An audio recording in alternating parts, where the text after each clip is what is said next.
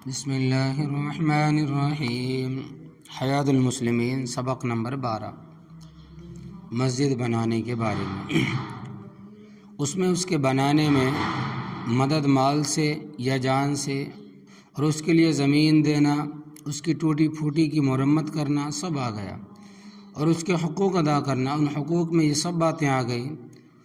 یعنی اس میں نماز پڑھنا، خاص کر جماعت کے ساتھ، اس کو صاف رکھنا، اس کا ادب کرنا، اس کی خدمت کرنا، وہاں کثرت سے حاضر رہنا۔ اس کے متعلق کچھ آیتیں اور حدیثیں لکھتا ہوں، بتاتا ہوں۔ فرمایا اللہ تبارک و تعالیٰ نے، اور اس شخص سے زیادہ کون ظالم ہوگا جو خدا تعالیٰ کی مسجدوں میں اس کا ذکر اور عبادت کیے جانے سے بندش کرے، روکے اور ان کے ویران ہونے میں کوشش کرے۔ نمبر 2، ہاں اللہ تبارک و تعالیٰ کی مسجدوں کو حقیقتاً آباد کرنا ان لوگوں کا کام ہے جو اللہ تبارک و تعالیٰ پر اور قیامت کی دن پر ایمان رکھتے ہیں، اور نماز کی پابندی کرتے ہوں اور زکوٰۃ دیتے ہوں، بجز اللہ تبارک و تعالیٰ کے کسی سے نہ ڈرتے ہوں۔ سو ایسے لوگوں کے لیے توقع یعنی وعدہ ہے کہ اپنے مقصود یعنی جنت و نجات تک پہنچ جائے۔ فائدہ اس آیت میں مسجد کے آباد کرنے والے کے لیے خوشخبری ہے، ایمان اور جنت کی۔ چنانچہ ابو سعید خدری رضی اللہ تعالیٰ عنہ سے روایت ہے کہ رسول اللہ صلی اللہ علیہ وسلم نے فرمایا ہے کہ جب تم لوگ کسی شخص کو دیکھو کہ مسجد کا خیال رکھتا ہے، اس میں اس کی خدمت کا خیال اور وہاں حاضر باشی کا خیال سب آ گیا، تو تم لوگ اس کے ایمان کی گواہی دے دو، کیونکہ اللہ تبارک و تعالیٰ فرماتے ہیں، یہ وہی آیت ہے جس کا ترجمہ بھی لکھا گیا ہے، وہ اہل ہدایت ایسے گھروں میں جا کر عبادت کرتے ہیں کہ جن کی نسبت اللہ تبارک و تعالیٰ نے حکم دیا ہے کہ ان کا ادب کیا جائے اور ان میں اللہ تبارک و تعالیٰ کا نام لیا جائے۔ مراد ان گھروں سے مسجدیں ہیں، اور ان کا ادب یہ ہے کہ جو آگے حدیثوں میں آتا ہے۔ احادیث نمبر 1، حضرت عثمان رضی اللہ تعالیٰ عنہ سے روایت ہے کہ رسول اللہ صلی اللہ علیہ وسلم نے فرمایا کہ جو شخص کوئی مسجد بنائے جس سے مقصود خدا تعالیٰ کا خوش کرنا ہو اور کوئی بری غرض نہ ہو، دوسری غرض نہ ہو، اللہ تبارک و تعالیٰ اس کے لیے اس کی مثل اس کا گھر جنت میں بنا دے گا۔ فائدہ، اس حدیث سے نیت کی درستگی کی تاکید بھی معلوم ہوئی، اور اگر نئی مسجد نہ بنائے بلکہ بنی ہوئی کی مرمت کر دے، اس کا ثواب بھی اس سے معلوم ہوا، کیونکہ حضرت عثمان رضی اللہ تعالیٰ عنہ نے مسجد نبی کی مرمت کر کے یہ حدیث بیان کی تھی، اور دوسری حدیثوں سے بھی اس کا ثبوت ہوتا ہے۔ چنانچہ حضرت جابر بن عبداللہ رضی اللہ تعالیٰ عنہ سے روایت ہے کہ جو شخص کوئی مسجد بنائے، بنانے میں مال خرچ کرنا یا جان کی محنت خرچ کرنا دونوں آگے۔ چنانچہ جمع الفوائد میں رزین سے حضرت ابو سعید کی روایت آتی ہے کہ رسول اللہ صلی اللہ علیہ وسلم مسجد نبوی کے بننے کے وقت خود کچی اینٹیں اٹھا رہے تھے، خواہ وہ قطع پرندے کے گھونسلے کے برابر ہو یا اس سے بھی چھوٹی ہو، اللہ تبارک و تعالیٰ اس کے لیے جنت میں ایک گھر بنا دے گا۔ اس حدیث سے بنتی ہوئی مسجد میں چندہ دینے کی فضیلت بھی معلوم ہوئی، کیونکہ گھونسلے کی برابر بنانے کا مطلب یہی ہو سکتا ہے کہ پوری مسجد نہیں بنا سکا، اس کے بننے میں تھوڑی سی شرکت کر لی، جس سے اس کی رقم کے مقابلے میں اس مسجد کا اتنا ذرا سا حصہ آ گیا، اور اوپر کی حدیث میں جو آیا ہے اس کی مثل جنت میں گھر بنے گا، اس سے یہ نہ سمجھا جاوے اس صورت میں گھونسلے کے برابر گھر نہ بن جاوے گا، کیونکہ مثل کا مطلب یہ نہیں کہ چھوٹے بڑے ہونے میں اس کی مثل، مطلب یہ ہے کہ ایسا جیسا اس شخص کا اخلاص ہوگا اس کی مثل گھر بنے گا، لیکن لمبائی چوڑائی میں بہت بڑا ہوگا۔ چنانچہ حضرت عبداللہ ابن عمر رضی اللہ تعالیٰ عنہ سے روایت ہے کہ رسول اللہ صلی اللہ علیہ وسلم نے فرمایا کہ جو شخص اللہ تبارک و تعالیٰ کے لیے مسجد بنائے گا، اللہ تبارک و تعالیٰ اس کے لیے جنت میں ایک گھر بنائے گا جو اس سے بہت لمبا چوڑا ہوگا۔ نمبر 2، حضرت ابو ہریرہ رضی اللہ تعالیٰ عنہ سے روایت ہے کہ رسول اللہ صلی اللہ علیہ وسلم نے فرمایا جو شخص عبادت کے لیے حلال مال سے کوئی عمارت یعنی مسجد بنائے، اللہ تبارک و تعالیٰ اس کے لیے جنت میں موتی اور یاقوت کا گھر بنائے گا۔ یہ بھی مسجد کا ادب ہے کہ اس میں حرام مال نہ لگائے، خواہ وہ حرام روپیہ پیسہ ہو، خواہ ملبہ، خواہ زمین ہو، جیسا کہ بعض لوگوں کو شوق ہوتا ہے کہ زمین دار کی زمین میں بغیر اس کی اجازت کے مسجد بنا لیتے ہیں، پھر اس کے روک ٹوک کرنے پر لڑنے مرنے کو تیار ہو جاتے ہیں، اس کو اسلام کی بڑی طرفداری و خدمت سمجھتے ہیں۔ خاص کر اگر زمیندار غیر مسلم ہو تب تو اس کو کفر و اسلام کا مقابلہ سمجھتے ہیں۔ تو خوب سمجھ لو کہ اس زمین میں جو مسجد بنائی جائے گی وہ شریعت سے مسجد ہی نہیں ہے، البتہ زمیندار کی خوشی سے اپنی ملک کرا کر پھر آئے مسجد بناتے رہے۔ نمبر 3، حضرت ابو سعید خدری رضی اللہ تعالیٰ عنہ سے روایت ہے کہ ایک سیاہ فام عورت تھی، شاید حبشن ہو، جو مسجد میں جھاڑو دیا کرتی تھی۔ ایک رات کو وہ مر گئی۔ جب صبح ہوئی تو رسول اللہ صلی اللہ علیہ وسلم کو خبر دی گئی۔ آپ نے فرمایا کہ تم نے مجھ کو اس کی خبر کیوں نہ کی؟ پھر آپ صحابہ کو لے کر باہر تشریف لے گئے، اس کی قبر پر کھڑے ہو کر اس پر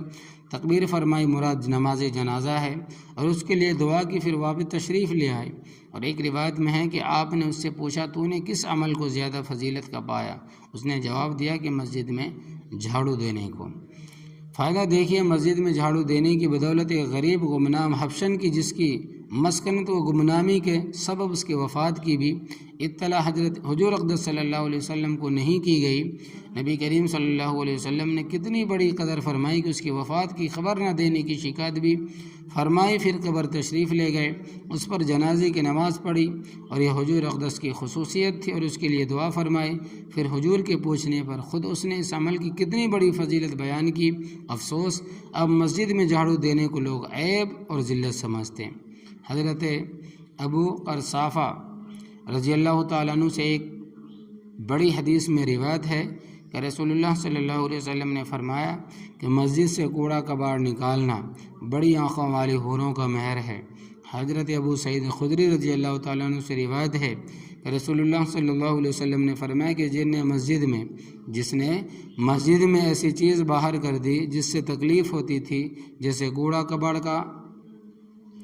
کوڑا کباڑ، کانٹا، اصلی فرش سے الگ کنکر پتھر، اللہ تبارک و تعالیٰ اس کے لیے جنت میں ایک گھر بنائے گا۔ حضرت عائشہ رضی اللہ تعالیٰ عنہ سے روایت ہے کہ ہم کو رسول اللہ صلی اللہ علیہ وسلم نے محلے میں مسجدیں بنانے کا حکم اور ان کو صاف پاک رکھنے کا حکم فرمایا۔ پاک رکھنا یہ کہ اس میں کوئی ناپاک آدمی یا ناپاک کپڑا، ناپاک تیل وغیرہ نہ لے جا پائے، اور صاف رکھنا یہ کہ اس میں سے کوڑا کباڑ، کرکٹ باہر نکالتے رہیں۔ واصلہ بن الاسقا نے ایک بڑی حدیث میں روایت ہے کہ نبی کریم صلی اللہ علیہ وسلم نے فرمایا کہ مسجدوں کو جمعہ خوشبو کی دھونی دیا کرو۔ جمعے کی قید نہیں، صرف یہ مصلحت ہے کہ اس روز نمازی زیادہ ہوتے ہیں جن میں ہر طرح کے آدمی ہوتے ہیں۔ کبھی کبھی دھونی دینا یا دھونا اور کسی طرح خوشبو لگا دینا، چھڑک دینا، سب برابر ہے۔ حضرت ابو ہریرہ رضی اللہ تعالیٰ عنہ سے روایت ہے کہ رسول اللہ صلی اللہ علیہ وسلم نے فرمایا کہ جب تم کسی کو دیکھو کہ مسجد میں خرید و فروخت کر رہا ہے تو یہ کہہ دیا کرو اللہ تبارک و تعالیٰ تیری تجارت میں نفع نہ دے، اور جب ایسے شخص کو دیکھو کہ کوئی چیز کو مسجد میں پکار کر تلاش کر رہا ہے تو یوں کہہ دو کہ خدا تعالیٰ تیرے پاس وہ چیز نہ پہنچائے۔ اور ایک روایت میں یہ بھی ارشاد ہے کہ مسجد اس کام کے لیے نہیں بنائی گئی، مراد اس چیز کا تلاش کرنا جو باہر کھو گئی، اور مسجد میں اس لیے پکار رہا ہے کہ مختلف لوگوں کا مجمع ہے، شاید کوئی پتہ دے دے، اور یہ بد دعا دینا تنبیہ کے لیے ہے، لیکن اگر کوئی لڑائی دنگے کا ڈر ہو، دل میں کہہ لے اس حدیث میں باطنی ادب مسجدوں کا مذکور ہے، وہاں دنیا کے کام نہ کرے۔ حضرت ابن عمر رضی اللہ تعالیٰ عنہما سے روایت ہے کہ نبی کریم صلی اللہ علیہ وسلم نے فرمایا کہ چند امور ہے جو مسجد میں مناسب نہیں ہے، اس کو راستہ نہ بنایا جائے، جیسا بعض لوگ چکر سے بچنے کے لیے مسجد کے اندر ہو کر دوسری طرف نکل جاتے اور اس میں ہتھیار نہ سونتے جائے، نہ کھینچی جائے، اور نہ اس میں کمان کھینچی جائے، نہ اس میں چاقو تلوار نکالا جائے، نہ اس میں تیروں کو بخیرا جائے تاکہ کسی کو چبھ نہ جائے، اور نہ کچا گوشت لے کر اس میں کو گزرے، اور نہ اس میں کسی کو سزا دی جائے، اور نہ اس میں کسی سے بدلہ لیا جائے، جس کو شریعت میں حد و قصاص کہتے ہیں، نہ اس کو بازار بنایا جائے۔ یہ سب باتیں مسجد کے ادب کے خلاف ہے۔ حضرت عبداللہ ابن مسعود رضی اللہ تعالیٰ عنہ سے روایت ہے کہ رسول اللہ صلی اللہ علیہ وسلم نے فرمایا کہ عنقریب آخر زمانے میں ایسے لوگ ہوں گے جن کی باتیں مسجدوں میں ہوا کریں گی، اللہ تبارک و تعالیٰ ان لوگوں کی کچھ پرواہ نہ ہوگی، یعنی اس سے خوش نہیں ہوگا۔ دنیا کی باتیں کرنا بھی مسجد کی بے ادبی ہے۔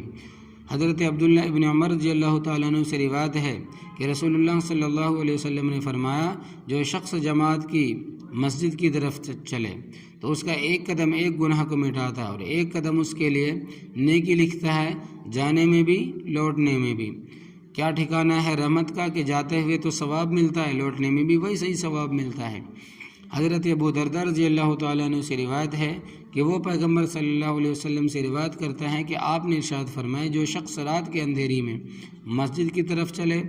خدا تعالیٰ سے قیامت کے روز نور کے ساتھ ملے گا۔ حضرت ابو ہریرہ رضی اللہ تعالیٰ عنہ سے روایت ہے کہ میں نے رسول اللہ صلی اللہ علیہ وسلم سے سنا، 7 آدمیوں کو اللہ تبارک و تعالیٰ اپنے سائے میں جگہ دے گا جس روز سوائے اس کے سایہ کی کوئی سایہ نہ ہوگا۔ ان میں سے ایک وہ شخص بھی ہے جس کا دل مسجد میں اٹکا ہوا ہو، ہر وقت لگا ہوا ہو۔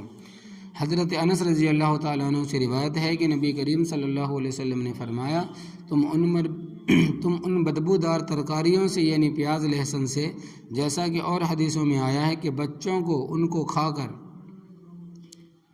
لہسن پیاز ہے جیسا کہ حدیثوں میں آیا ہے کہ بچوں ان کو کھا کر مسجدوں میں آؤ، اگر تم کو ان کے کھانے کی ضرورت ہی ہے تو ان کی بدبو کو آگ سے مار دو، یعنی پکا کر کھاؤ، کچی کھا کر مسجد میں نہ آؤ۔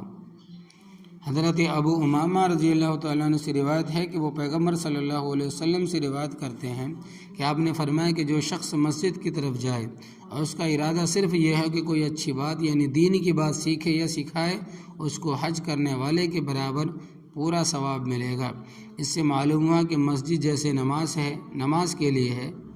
ایسے علم دین سیکھنے کے لیے بھی ہے۔ سو مسجد میں ایسے شخص کو رہنا چاہیے جو دین کی باتیں بتلایا کرے۔ یہ سب حدیثیں ترغیب سے لی گئی ہے، بجز 2 حدیثوں کے، اس میں مشکات و جمع الفوائد کے نام لکھ دیا ہے۔ دستور العمل جو ان سب آیات اور حدیث سے ثابت ہوا ہے یہ ہے۔ ہر بڑی چھوٹی سی بستی میں وہاں کی ضرورت کے موافق مسجد بنانا چاہیے، مگر وہ حلال مال سے اور حلال زمین میں ہو۔ مسجد کا ادب کرے یعنی اس کو پاک صاف رکھے، اس میں جھاڑو دیا کرے، اس کی ضرورت خدمت کا خیال رکھے، بدبودار جیسے تمباکو وغیرہ چیز کھا کر یا لے کر اس میں نہ جائے، وہاں دنیا کا کوئی کام یا بات نہ کرے۔ مردوں کو نماز مسجد میں پڑھنا چاہیے، مردوں کو نماز مسجد میں پڑھنا چاہیے اور بدون عذر جماعت نہ چھوڑنا چاہیے، بغیر کسی عذر کے جماعت نہیں چھوڑنے چاہیے۔ مسجد میں اور جماعت سے نماز پڑھنے میں یہ بھی فائدہ ہے کہ آپس میں تعلق بڑھے، ایک کو دوسرے کا حال معلوم رہے۔ مالک کی حدیث سے بھی اس کا ثبوت ہوتا ہے۔ چنانچہ ایک بار حضرت عمر نے سلیمان ابن ابی حشمہ کو صبح کی نماز میں نہیں پایا۔ حضرت عمر بازار تشریف لے گئے اور سلیمان کا مکان مسجد اور بازار کے درمیان تھا، تو سلیمان کی ماں سے پوچھا، میں نے سلیمان کو صبح نماز میں نہیں دیکھا۔ تو اس حدیث کے ذیل میں علماء نے یہ فائدہ ذکر کیا ہے کہ مسجد میں ایسے شخص کو رکھیں کہ وہ بستی والوں کے لیے مسائل بھی بتلاتے رہے۔